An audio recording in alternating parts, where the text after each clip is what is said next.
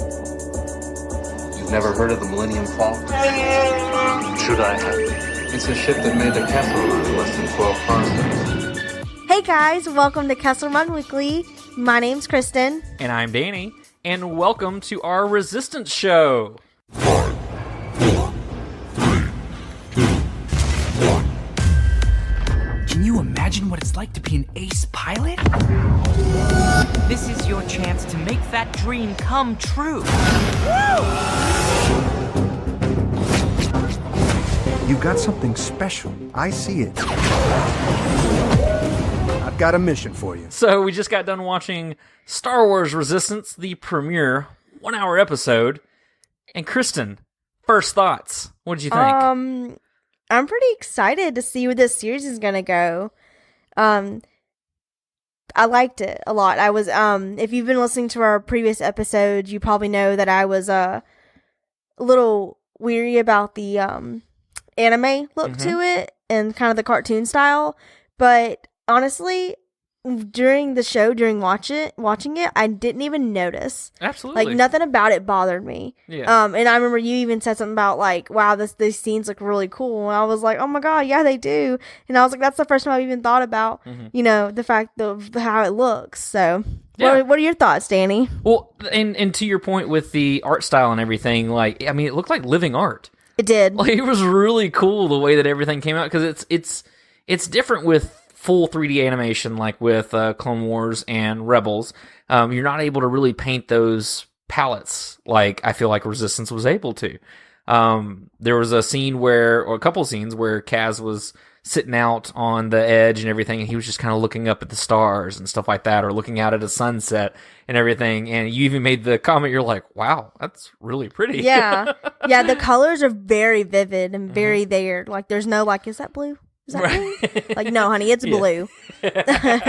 Like, it's really in your face, and it's really pretty. The color's good, the art's good, like, even the storytelling behind it all. Like, I'm just really excited to see where it's gonna take off from here. Absolutely.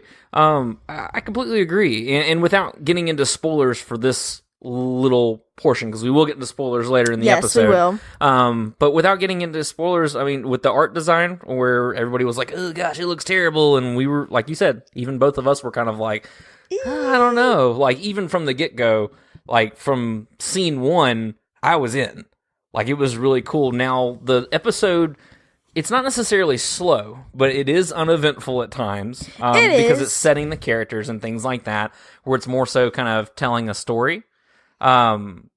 Which I didn't mind. Like, I never felt bored. No, I didn't either. I mean, there were some slower times, but like you said, it's got to set a pace, and it's got to set those characters, and it's got to set a story. So you can't expect it to be, like, all up in your face, like, the entire time. So, No, definitely. But yeah. And that's the thing, is, like, throughout the thing, like, I mean, I was laughing at moments and stuff like that, and there were some moments that were cute, some moments that were kind of funny. It was true to that anime kind of storytelling and stuff like that. I mean, overall, and I think I feel like we're, like, repeating a lot of the stuff that we're saying, but I mean, it was really good. Yeah. I'm really excited for this series. Yes, I am too. Really looking forward to next Sunday. Absolutely. So, I mean, I know we said that we were going to do, like, a longer spoiler-free, but I feel like we'd be okay to go ahead and jump into spoiler territory, because there's not much more that we can say, really, spoiler-free. Yeah, I mean, the only thing I can say is, guys, if before we get into the spoiler, like, if you had doubts about it, just give it a watch. Absolutely. I mean, Star Wars is awesome. You know, if you think it's too young for you, like, just watch it. Definitely. Just watch it, dude. Give it a shot.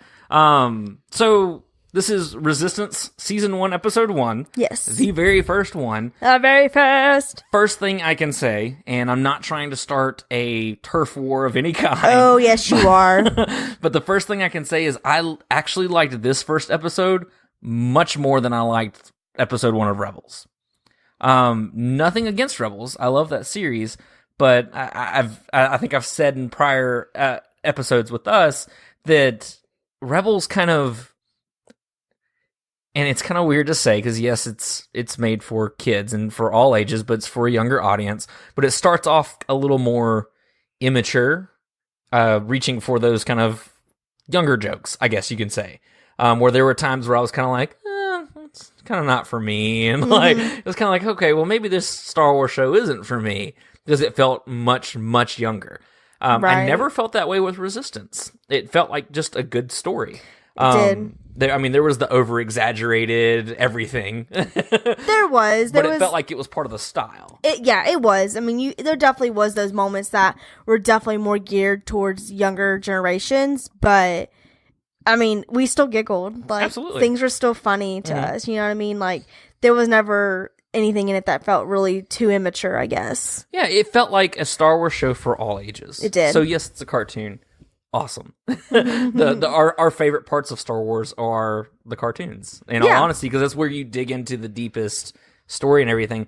I'm really excited to see where this is going to go. Yeah. Absolutely excited to see where it's going to go, because it actually starts out, which I'd been telling you, that I think that the anime style and everything is going to be really cool with the starships and stuff like that, and starfighters and everything. So was I right? You were right. Yeah. There's actually a couple cool scenes you see a little bit later on. During a race where you actually almost seem like you're like in front of the ship, in front of the fighter. I don't know what you call it. I guess starfighter, starship. Yeah, whatever it is. You're not necessarily in it, but you're in front of it. And so that's really cool to get to see like that kind of point of view of like flying around. And I don't know, it's really neat though. Definitely cool graphics. They thought long and hard about that. Absolutely. And I think that the style really lends to kind of the excitement of the fighter pilots and all that kind of stuff. Because it reminded me of a pod race in some ways. Where how, like, when Kaz first ignites the engines, they ignite and then they shut off. Just like Anakin in the Booty race. Which I thought was cool. It was like, I even said that during the thing. I was like, oh, that happened to Anakin. You did. Yeah, that was really funny.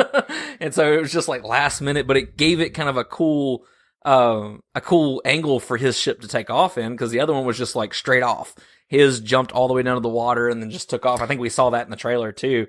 Something like that, yeah, I believe so. But it was really cool looking. Yeah, and I definitely, I actually want to jump back to the beginning, because, you know, it starts out and it's pretty action-packed. Absolutely. You get 3 flyers or starships, I don't know what you call them. Starfighters. 3 starfighters. X-Wings. X-Wings, woo! 3 X-Wings. So you get 3 X-Wings flying around. And you quickly realize that they're like, they have intel, like they're on a mission. And they're like, well, Poe Dameron's coming, Commander Poe, Commander Dameron, whatever they call him. Commander Dameron, yeah. He's coming, and they've got a red, like, tie? Yeah, there's a red, it's a tie advanced, I believe. Ooh, yeah. So they got a red tie on him, essentially. Sounds kind of scary when you say it, like, red tie. I know, it's like special. Very cool. So obviously Poe comes to the rescue, brings Kaz. Thank you. I was about to call him Kaz, and I was like, that's not his name. But he brings Kaz onto his ship, which we realize is actually Leia's ship. Yeah, the Tantive 4. Yes, very cool. Which I thought it was actually just that Corvette class or whatever, and then Poe actually makes a mention at the beginning of the episode that this ship has been in action since Scarif. Yeah. From Scarif to Jakku. Yeah. Yeah. And so that's the Tantive 4. Like, it's freaking cool. Very cool. That's Bail Organa's ship. Yes.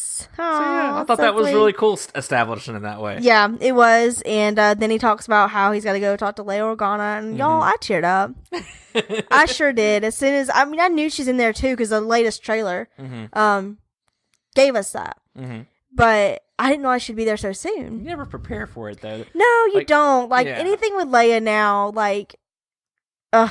Well, there's a certain gravity to that character, I think. Yeah. Just this, I can't explain it, but there's just something about Leia that just hits you. It does. Like, she's special. She's a very special character. And so, I mean, I knew you were going to tear up. I totally did.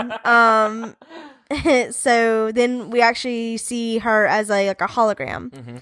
And we learn a couple things about Kaz. We learn that he has a dad who's in the Senate, which I'm really curious to know who his dad is. Me too. Very curious. They kind of put it under a thinly veiled, I had to scramble my transmission so nobody could find me I know, out.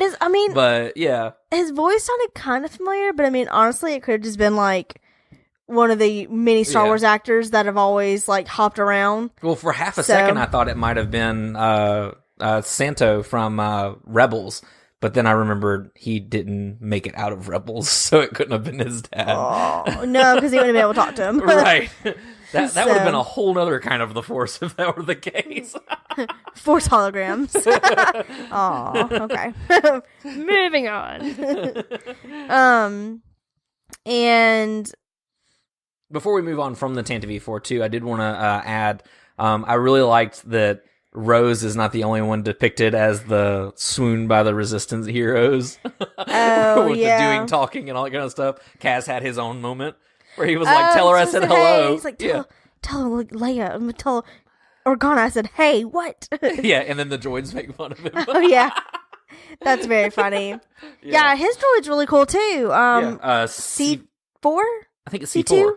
C2. C2, my bad. I was about to say C4 is like a I bomb. don't know. We're probably wrong. Yeah. That's an explosive. I think it's C2. I think C2 sounds right. Yeah.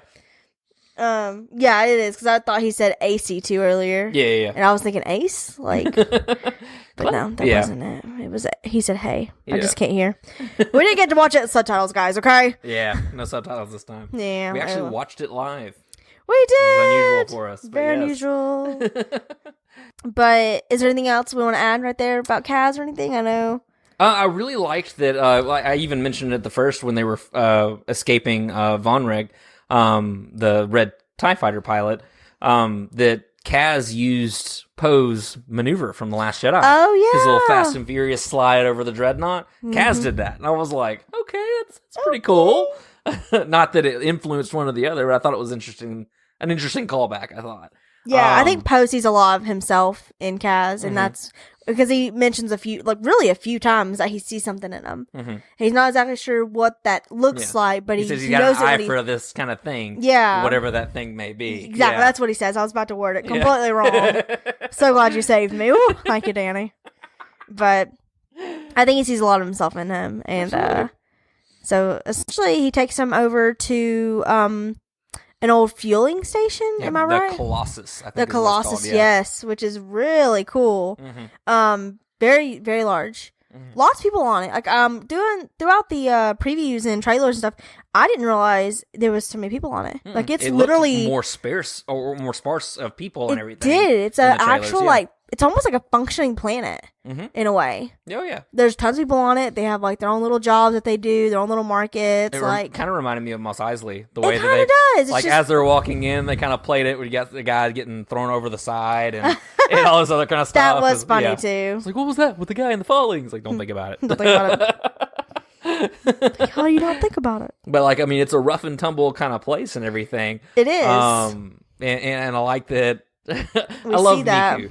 Niku's my favorite right now. Niku is, but we haven't really got a chance to really get introduced to the other characters just yet. That's one thing. Tordoza and Niku, and Jaeger. Yeah, and that's one thing I'm a little sad about is we didn't really get that introduction with the rest of the characters just yet, but they're coming. So that's why I'm saying I look forward to what's happening next. I know we'll get that introduction. Oh, absolutely. So we got their names and we saw them like on a screen, but we didn't get to actually meet them. But so Kaz is tasked to the Colossus. Yes, to he is. Find a First Order spy, essentially. Yeah. Yeah, he's spying to find the spy, I guess. Yeah. Spy versus spy. Right. But he's tasked to find out who this is that's loyal to the First Order. Yes. Yeager is who he ends up basically who takes him in and all reluctantly. That stuff. Very reluctantly. Has a very good bond with Poe, but and doesn't want to be a part of it or anything like that. But I don't know that it ever established in this episode, but I know in a character profile, like during one of the extended looks, Yeager is actually an ex-rebel. He fought in the Battle of Yavin and all that kind of stuff. Yeah, so I bet that's how Poe knows him. And I'm sure we'll get some of that backstory, if not maybe little flashbacks or something. So that'd be really cool to get that established. Yeah, but Kaz is tasked to do this spy versus spy thing, trying to find out the First Order on the Colossus. And Niku comes up at the very end where he's like, my dream is to become the best pilot in the galaxy. And then Niku's like, you're the best pilot in the galaxy? And then it starts spreading. Oh my gosh, it's so funny. Takes everything so literal because at one point he's like, "You can hang out with Niku here." He's like, "Where will Niku be hanging?" Yes. And I was like, "You and I are going to be friends." Never mind that. No, I'm just kidding. Yeah, it's very comedic. Yeah. What's the word? He's very little, but he's very comedic. Yes, the comedic. Okay, I was saying it right. It didn't sound right as it was coming out. It's one of those words, guys. I'm sorry. I got you. Yeah. But I really, really liked Niku in this. Like, he almost reminded me of a slightly funnier C-3PO. Kind of the way he takes things so literally and everything. And then he's like almost endless hope as well. Yeah. Where like he goes through and he spreads all this and it causes some trouble for Kaz and everything. There's a whole brawl in the in the kind of common area place and everything with Aunt Z's, I guess, establishment. I don't know that they ever really called it anything. I don't know if it really had a name either. Kind of like a bar, but yeah, it essentially was a bar. But it essentially was. It was basically the cantina, pretty much. But yeah, and so but what was cool is that even though after all that, Niku's like, because he tells Niku, he's like, I'm not the best pilot in the galaxy, and then he's like, then I have fallen to your deception. Yes. That's so funny. But even then, after that, where Niku feels deceived and all that kind of stuff, he has this endless hope where he's like, if you can be the best pilot in the galaxy, then that means I can be your mechanic, which is my dream, to be the mechanic to the best pilot of the galaxy so that we can be in Tower Doza. Yeah. Which is like the suite on everything. Essentially, yeah, that's kind of what, I mean, he says it's everything. It's cleaner, there's better food, it's just better overall. It's I guess it's like the King's Palace almost, you know? Basically, that's the way I kind of took it. The Winner's Circle. Yeah, essentially, yeah. So, but yeah. Maybe we'll get there. I thought that was cool. Like, Niku, I don't know. I really like Niku a lot, actually. I'm gonna hold my judgment. Okay. He's funny, but yeah, it's almost like one of those. He's probably the First Order spy. No, I'm just kidding. Nah, surely not. God, that would be the most. That'd be like devastating. That'd be like Jar Jar being the a spy. And people don't think he's a Sith Lord, so. But he kind of gave me like a Jar Jar vibe. Did he? He did. Okay. Just kind of like a how like. What you got against Jar Jar? Everything. No, I don't have anything against Jar Jar. I mean, obviously, a lot of people think Jar Jar is very annoying in the movies, which, I mean, as an adult, I mean, yeah, he can be, but, I mean, kids find him funny. I mean, I find him funny every now and then, so it's fine, but, I don't know, he kind of had that little, like, just certain little, like, quirks and things he did, just kind of, like, gave me this, like, oh, Jar Jar, misa, like, I don't know, how Jar Jar would take things like that, too. I can see that, yeah. So, not quite as, like, the annoying voice or anything, but just kind of like how... he was about everything. Yeah. It's kind of like, okay, dude, sit down. Well, to me, he kind of seemed more kind of naive, and I think that's where that kind of endless hope comes from, where he's so optimistic, and because even though he felt so deceived and devastated one moment, he was able to turn around and go, you know what, there's hope. You can be this. I believe in you. Even though he doesn't know who this guy is. Right. Like, we literally just met outside on the platform, but... But now you're a heaven sent to me. Pretty much. You're my only hope. But we're introduced to some cool characters, too, on with that work with Yeager. I was really excited about Bucket. I love Bucket so much. He's Chopper 2.0. Yes. Straight up Chopper. Yes. From some of what we got so far, he may be something a little different, but from the little vibe we got just in the beginning episode, which we only got to see him like what, twice maybe? Yeah, he wasn't in it a whole lot. Yeah. He came out to help. He's got a little a rebel helmet on and everything. I thought he's a stripped down astromech. Yes. Which Yeager actually says too at one point that he liked that model astromech, and he was over 100-year-olds before he got Bucket, which means Old Republic, right? Which is really cool. So very cool. Oldest things in the galaxy right now are Yoda, Chewbacca, and Bucket. That we know of. I'm sure there's older out there or something that's just and we're not sure about Chopper yet, because I know he was around the Clone Wars, but we don't know if he's older than the Clone Wars or whatnot. So possibly Chopper. Possibly. But Yoda, Chewbacca, and Bucket. But I really like Bucket and everything. I like BB-8 being in all of it too. Yeah. I really like that he's not front and center, and they're like playing into the hey guys, you know all these movie stars from the sequel trilogy? We're going to push these in here, like with Poe and Leia and BB-8. Very quick. Very quick and background characters. It Yes. was almost like passing the torch. Yeah, it really was. That's exactly what it was. Poe just kind of came to help out, and then it's like, hey, you're great. Let's go put you on this base, and you're going to be a spy for me. Bye. Here's a spot to stay for a while. And Talk to you BB-8 later. even tries to go, and he's like, watch the kid. I think he's something special. Yeah, but BB-8's literally background the entire time. Like, he may communicate a little bit with C2. Yeah. But other than that, like, he's a very background character. Like, he doesn't do much, which I think is really cool because, I mean, this is obviously a new series, so you don't want all these old characters, like, overshadowing the new ones, really, in a way. Absolutely. Absolutely. New stories. Definitely. So, what did you think of Toradoza? I don't know yet. She's really cute. I love her droid. God, I want her droid. Like, if somebody just wants to, like, find me a little, like, R2-D2 and paint him up like that little droid and just send it my way, I'd love you forever. Because it's really cute. It was, like, blue and yellow. It matched her little outfit. She was really cute, though. And apparently her dad is the commander or something like that. Yeah, he's, like, over the entire platform. Yeah. So, like... Yikes, Kaz, you should have picked somebody else to fly against. I loved how he went for the cute, unassuming one. Right. He was like, I'm going to go with her. And then everybody goes, oh my gosh. Newbie. No, just kidding. They even flip over to Aunt Z's and where she's like, all right, so now the new odds are.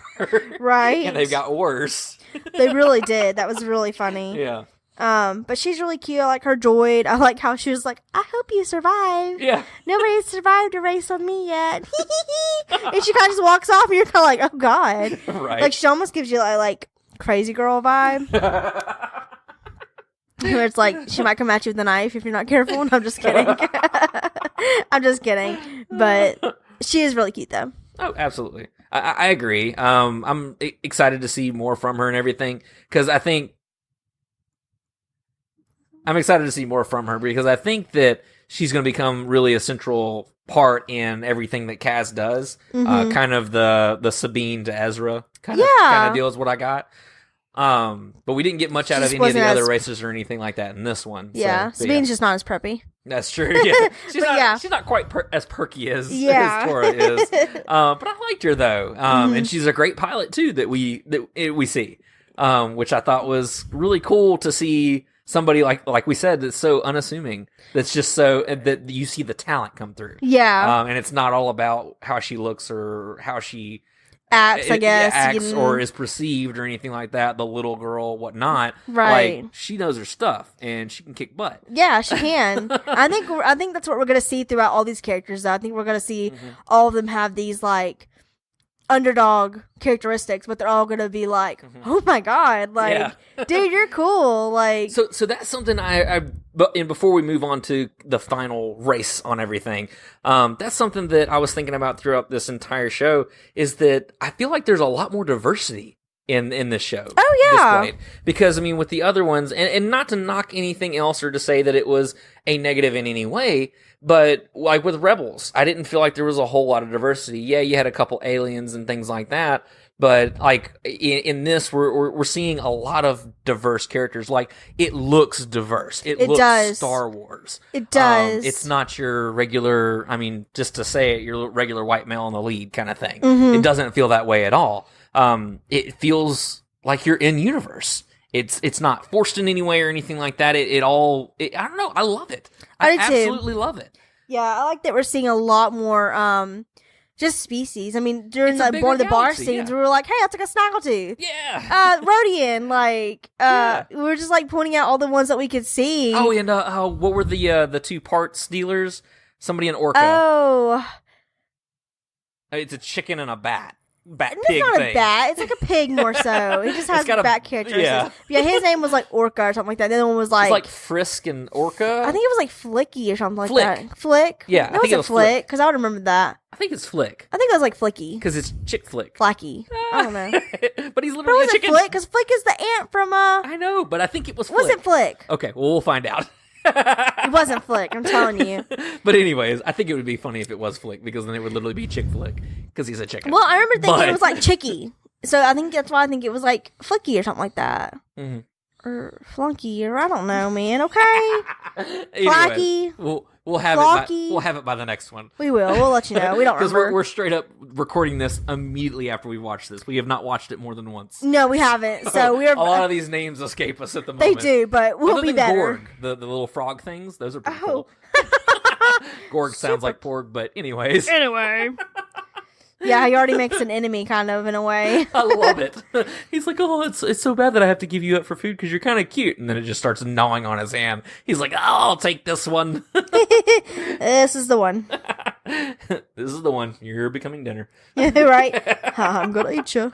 Well, he's not technically, but somebody else Right. will. But But I mean, Yes. and that's the thing is like, and again, back to the diversity and everything. I feel like it makes it more Star Wars. But that's something that I've always felt in Star Wars is that, I mean, in each movie and stuff like that, unless it was a background character, you got maybe a handful of aliens and then your normal people. Just Right. humans and Mostly everything. humans, yeah. Which is fine, but at the same time, it's a galaxy far, far away, not a small town far, far away. Right. So you expect that diversity, and so it was really welcomed. I liked seeing all the different species and the different people and all that kind of stuff. It was just, I don't know, it was really cool. it was really refreshing, I think, to see so many different species and all too. Yeah. Right. So And even though most of the episode was pretty uneventful, it was a lot of just story setting, character setting, and stuff like that. yeah. It was fun. It was. a lot of fun. But getting on was. to the final event. Yes, the final event. So the final, what was it, 10 minutes of the I episode? mean, pretty much Yeah. that was honestly probably the most, not want to say dramatic, but the most like, It didn't feel like it was just 10 minutes to me. it didn't, but Yeah. I mean, 10 minutes-ish or Yeah. under 10 minutes, I guess. I don't know, it was like the most yeah. exciting part, I think, just because it was the race. The beginning and the end were the most exciting Yeah. parts. But So yeah. one of the funny parts too, we realize is that he doesn't have a ship, obviously. Mhm. So he's got to fix one up, which they call the Fireball. And they explain that the Fireball is the Fireball because He's at first he's all like, "Oh man, that sounds fast." yeah, and they're like, well, it kind of has a reputation for being the name, like it kind of will Just burst into burst flame. into flames. And he's like, okay, well, I can deal with that. And then is it Niku Yeah. was like, yeah, it kind of happens like when you accelerate, when you shift, when you land, when you da da da. Yeah. So literally, like everything that you could possibly do in that ship It would like just cause does it to like burst into flames. So Right. he has to go fix it. Yep. So, and I think that was a cool little example, just kind of because he's like never really been have to do anything himself. He even says that his dad kind of gave him everything, and Yeah. he didn't have to really do anything in his life. Like his dad hated him, all of it. So Yeah, it was cool. I'm interested to see how that develops I am too. because they did talk about that. It wasn't a whole lot. No. They mentioned it in the scrambled communication. Yes. And then he gets it a little bit later when he feels like he can't do anything right and all that Right. kind of stuff. Which I mean is relatable. I'm interested to see what happens with that and where Yeah. that goes and who his dad is. I really I want wanna it to know. be somebody that we know, and it's just like, oh my god! Shouldn't look for spoilers. I shouldn't look for spoilers. Don't look for spoilers. I Don't- shouldn't look for spoilers. Stay away from the dark side. No, I'm just kidding. Stay away from the dark side. That was me swatting her away from IMDb. But anyways, I'm sorry. but so the final race and everything with Tora Doza, he actually does really well. He despite the does. difficulties and everything. Despite, he, so, we kind of talked about in the very beginning of this episode, the kind of funnies that happened. So they kind of lower their ships down, like, underneath the platforms. So that way they're not, like, taking off, like, planes or anything, like, where they have Yeah. to race across and zoom in the air. They're off right there from a sitting position. Right, thing. exactly. And, Kaz's ship, he gets it started, and then, like, literally, like, 2-3 seconds before they're actually supposed to take off, his just, like, cuts off. And then the thing still drops him in the It the does. water. It drops him, and he's able to, get it back really quick before he hits the water. But you can tell how close it is because he starts flying off, and you can see where the flames and stuff hit that water, and then you see that water rush up. Like, oh wow, that was Yeah. real close, dude. It was a cool kind of Yeah, it was scene, definitely a though, cool yeah. scene. It was very cool. And this is where I think the coolest part comes in is throughout the scene of flying and stuff, you get a lot of cool graphics. Oh, absolutely. This is the part where we see like kind of, you're like almost in front of the plane, you're like above the plane, You're in the plane, yeah. You're under the plane, you're on the wing of the plane, like you're everywhere. Really and truly. But it's a really cool flight scene. What did you think about it? I really liked it. Like there was one point that really tripped me out where you were from Kaz's point of view, and he does like a barrel roll and everything, and it was just kind of like whoa, like the whole flight sequences, everything about them was just stunning. Yeah. It was great. It was awesome. I loved that he could actually almost kind of go toe to toe with Tora. Now we don't necessarily know for sure if he could have beat her, but he did have to back off because the fireball almost became a fireball. Well, it still became a fireball, but it did. But he was like, "Okay, I'll do the right thing," and I was like, "Doesn't matter." Right. He even says he let off. He didn't let off quick enough. Like he should have let off sooner. It's like he made the decision, but he didn't make it at the right time. And so Fireball was like, "Nope, forget you. You're getting wet today." Right. Essentially, the engines they blow out, and he goes down to the water. Yeah, but he impresses everybody though, because everybody's like, "Oh man, he might actually win." There's one mechanic. Her name escapes me at the moment, but there's one mechanic on their team where she's like, "He might actually win." Yeah, he's gonna do it. And then she looks back, she's like, "Why did he just back off?" Yeah, and I know she may not seem like she's really big to the story right now, but I'm really interested to see more about her because she's gonna come into it. Yeah, because as soon as she realized he was gonna be flying the fireball, she was really upset because she was told that she was told that if she could fix it, she could fly it. Yep. So, and he's like, "Well, it's not off the air, it's not off the ground yet." And she just kind of was like, "I'm gonna eat lunch before I say something I regret." And I was like, "Girl, I feel that 110%. Oh, girl, I feel that." Spirit animal. Pretty much, yes. So I'm really interested in more about her because I think we'll see a lot from her too, just because Kaz. There's a story to tell there. There is, and he's gonna be a mechanic working right beside her now too. So I think we'll get that. Have to get along. Yeah, so I think we'll get that backstory. Yeah, for sure. So all that's cool. Kaz ends up in the water, and I thought it was cool that when he wakes back up, she survives. That's what Yeager was telling him, is like, the point is not to win. The point is to survive. Yes. So that you can continue your mission. Right, because he had a job to do. Like, dying wasn't... You were not here to be ace pilot. You were here to be spy for the resistance. You have a job. You have a mission. But I thought it was cool that when he woke up and everything, they were like, "Congrats, you survived." And then Toradose is there. Yeah. She's just kind of like, "I'm glad you're okay," and everything. Right. Like she wasn't like this jerk pilot or anything. She was just kind of like, "Man, I'm glad you didn't burst into a ball of flames." Right. Like she wasn't worried about the fact that, you know, she won, he lost. She was just like, "I'm glad you survived." Like, all cute and innocent. Like, I know, I was a little worried about her. It's okay though. Well, but yeah, so that's all cool. And then our final scene in the whole episode, we see Von Reg going towards Starkiller, calling in for Phasma. Yes. So I'm really excited about that. Very cool. I really want to know more of like where this is set, because I know the Poe Dameron comics kind of run a little alongside this, because that's how Poe finds out about the First Order, because he's doing spy missions for Leia, recon, all that kind of stuff and everything in the comics. And so that's how he finds out all this stuff, because right now the First Order and the Resistance and the New Republic are not at open war. It's kind of a Cold War kind of thing where it's like, "Oh, you push my buttons, I'll push yours, and we're gonna spy on each other, and that's all we're gonna do right now." Right. Until Starkiller actually destroys the Hosnian system. That's when the war actually begins. That's the first act of open war. Yeah. So I'm interested to find out what we get to see about Phasma and all these new troopers, because there's supposed to be a gold trooper as well. That's not Phasma. I can't remember the name, but yeah. See, I knew it. I remember we first watched like one of the little snippets. No, I don't think it was just you though. I think you thought that because a lot of people did. Yeah. And I was like, that doesn't even look like Phasma. That doesn't even look silver. Well, a lot of people pointed out that the helmet was not the same as Phasma. Well, it's not even wearing a cape. Phasma wears a cape too, and that wasn't wearing a cape, and that's what I noticed. Yeah.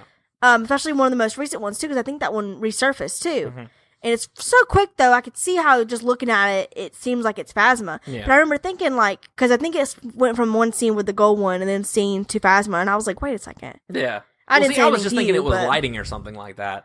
And so that's why I was like, yeah, totally Phasma. I was wrong. Yee, you wrong. I was right. But yeah, so we've got a gold trooper out there somewhere, too. That's pretty cool. Alongside this red TIE pilot and then Phasma, so... I want to be a gold trooper. I want to be a gold trooper. No! I feel like we have like almost like the Power Rangers going on now. No, you Are we going to have a blue gold. trooper? I can't be gold? No. I'll be the green trooper. Be red or something. But there's already a red trooper. I don't care. Oh, well. I want to be gold. You can be gold. Thank you. You're welcome. I have some glitter somewhere. It's not, I want to be the bedazzled trooper. it's not canon, but I don't care. We'll let you be the gold trooper. Yay. So that actually is all of the Resistance episode and everything. Yes. Again, I know we've said it like 100 times. I really enjoyed this opening episode. I did too. Really enjoyed it. Looking forward to next week. Definitely. Yay! Definitely. Get to watch more, just kind of watch the story play out, meet these new characters, and just fall in love with Star Wars all over again. I'm just excited for new Star Wars. Yeah. Because we've had a ton of stuff, which in our episode this week, we'll be talking about all the news craziness that's happened this past week. Yay! With the Mandalorian and all that kind of stuff. So very exciting. Yeah, things. we'll get to that. So we'll talk. Yes, we'll talk that then. So you have to tune in This Wednesday. So that way, you can give us, what you think about it on Thursday or whatever. And we're also continuing our spooky episodes with our Monster Madness month for the Brain Invaders. Yes. We're watching a Clone Wars episode, Brain Invaders, where it's like Invasion of the Body Snatchers, but not really. Kind of in a way. It's kind of creepy because if you have a fear of, things going up or out of your nose. Or mouth. This may be the episode for Which, you. if you don't have that fear, then I don't know what's wrong with you. Because, that should be a little freaky to everyone. It should make you a little uncomfortable. Like, you should cringe just a little bit. We're uncomfortable. We're uncomfortable, so we're going to start talking about it now. All right. But yeah, so we'll be talking Brain Invaders this Wednesday. So tune in for all that for sure. Most definitely. And thank you guys for watching or listening our Resistance review. Yeah. We tried to think of a snazzy name for it, but we don't have one. So if you have a suggestion, let us know. Right. We'll add it in next week. Absolutely. So cool, guys. So thank you for listening or watching another episode of Kessel Run Weekly. If you enjoyed the episode, please give us a 5-star review on iTunes. If you leave us a 5-star review, we'll be happy to read it on air because we love you guys. And you're awesome. And you can also find us on all the socials, Facebook, Instagram, Twitter, at Kessel Run Weekly, as well as our website, KesselRunWeekly.com. So until next time, my name is Danny. And I'm Kristen. And may the Force be with you. Always.